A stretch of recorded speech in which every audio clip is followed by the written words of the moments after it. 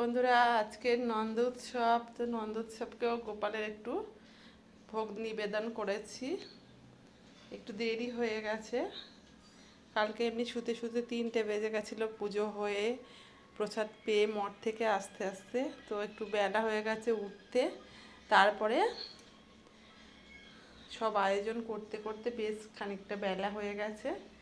তো পুজো আমার কমপ্লিট হয়ে গেছে, তাই আপনাদের সাথে একটু শেয়ার করছি আমার গোপু সোনার সাথে বাকি সবার একটু ভিডিও করে নিলাম।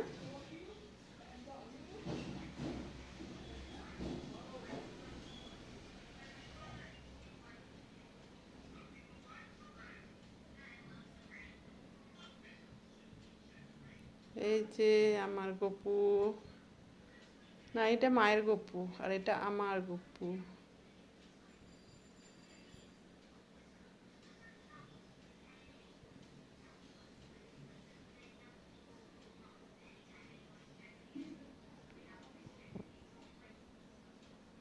গোপুদের আজকের পর্যন্ত উৎসব হলো।